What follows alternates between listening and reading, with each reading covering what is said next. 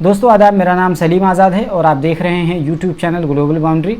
जब से सुधीर चौधरी ने जी न्यूज़ से इस्तीफ़ा दिया उसके बाद से लगातार जी न्यूज़ खबरों में है। सबसे पहले इसलिए खबरों में था क्योंकि जी न्यूज़ से सुधीर चौधरी ने इस्तीफ़ा दिया, लेकिन उसके बाद से खबरों में इसलिए बना हुआ है क्योंकि सुधीर चौधरी का जो शो था डीएनए, दरअसल डीएनए अब रोहित रंजन नाम के एक व्यक्ति के जो पहले जी हिंदुस्तान के एंकर थे उनको सौंप दिया गया। और उनके सौंपे जाने के पहले ही दिन, यानी आप क्रिकेट की भाषा में कहें तो पहली ही गेंद पे वो हेड विकेट हो गए, यानी पहले ही शो में उन्होंने भयंकर गलती कर दी। ये गलती उन्होंने जानबूझकर की या उनसे गलती हो गई, ये तो उनकी अंतरात्मा ही बता सकती है। बात दरअसल ये थी कि राहुल गांधी का जो संसदीय क्षेत्र है वायनाड केरल में, तो उसके ऑफिस में तोड़फोड़ की गई थी और उसी तोड़फोड़ का जायज़ा लेने के लिए राहुल गांधी केरल के दौरे पर थे।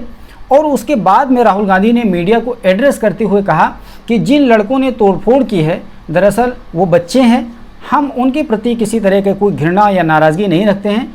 तो दरअसल इस तरह की बात वो कह रहे थे, उनको बच्चे कह रहे थे।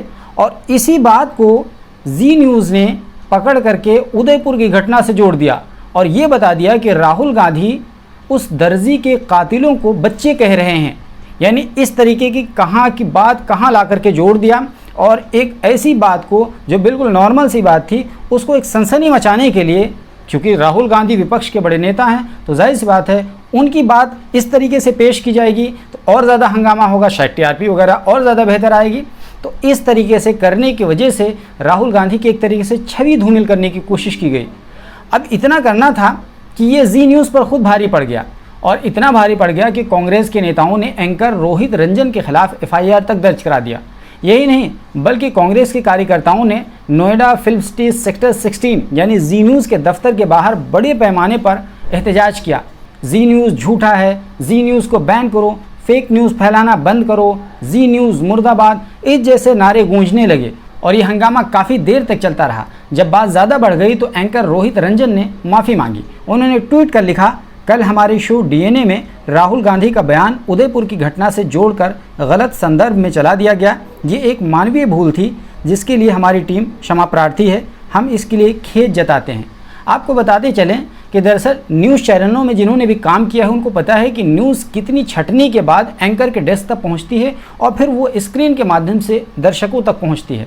सबसे पहले तो ग्राउंड रिपोर्ट पे आती है, असाइनमेंट डेस्क पे आती है, इनपुट देखता है, फिर उसके बाद में जो कंसर्न प्रोड्यूसर होता है उसके पास हो जाती है और जाने से पहले वो एंकर एक बार उसको रीड करता है और उसके बाद में फिर जाकर के वो उसको प्रेजेंट करता है। यानी कई सारे प्रोसेस से होने के बाद में वो टीवी चैनल पर प्रसारित होती है न्यूज़। तो इतनी ज़्यादा प्रोसेसिंग के बावजूद भी अगर ये फैक्ट चेकिंग में गलती रह गई तो इसको ये नहीं कहा जा सकता है कि ये यूं ही चली गई। या तो गैर जिम्मेदारी का एक बड़े पैमाने पर मुजाहरा किया गया या तो जानबूझ करके इस तरीके की हरकत की गई है। तो बहरहाल जी न्यूज़ तो आमतौर पर उसने ऐसा लग रहा है कि ठीका उठा रखा है फेक न्यूज़ फैलाने का। आमतौर पर जी न्यूज़ की जब छवि आती है दिमाग में तो यही लगता है कि जी न्यूज़ की किसी भी बात पर भरोसा नहीं किया जा सकती है, कौन सी बात गलत हो, क्योंकि जी न्यूज़ ही वो चैनल था जिसके एंकर सुधीर चौधरी ने अपने शो डीएनए में 2000 रुपये के नोट के अंदर चिप खोज निकाली थी। सुधीर चौधरी ही क्यों, आज तक की श्वेता सिंह भी इसी तरह की बकवास कर रही थी। यही नहीं, Romana SR Khan ABP news की वो भी यही हरकत कर रही थी, इसी रास्ते पर वो भी चल रही थी। तो तमाम चैनलों का, जिसको हम लोग गोदी मीडिया कहते हैं, सबकी एक ही जैसी पटरी है और सबकी गाड़ी उसी पटरी पर दौड़ती है। आपको बता दें कि इन सो कॉल्ड बड़े बड़े चैनलों ने फेक न्यूज़ फैलाने की बड़े पैमाने पर खेती की है और समाज में इस वक्त जो दुर्गंध मची हुई है इन्हीं चैनलों की देन है। लेकिन उसके बावजूद भी एक बड़ी संख्या समाज में ऐसी है जो न केवल इन चैनलों को देखती है बल्कि इनकी बातों पर भरोसा करके एक धारणा भी बनाती है। दोस्तों, हमने एक वीडियो बनाया था जो तमाम इन चैनलों की पोल खोली थी और हमने आपको बताया था उस वीडियो में कि किन किन चैनलों को देखना चाहिए और किन किन चैनलों को नहीं देखना चाहिए। नहीं देखना चाहिए तो क्यों नहीं देखना चाहिए, उसके तमाम रीजंस हमने बताए थे। हम लास्ट में उसका पॉपअप दे देंगे, गुजारिश है उस वीडियो को ज़रूर देख लीजिएगा। उसका टाइटल होगा सबसे बड़ा गोदी मीडिया कौन। उसको देखने के बाद आप हमेशा के लिए निश्चित हो जाएंगे कि आपको कौन सा चैनल देखना चाहिए और कौन सा चैनल नहीं देखना चाहिए।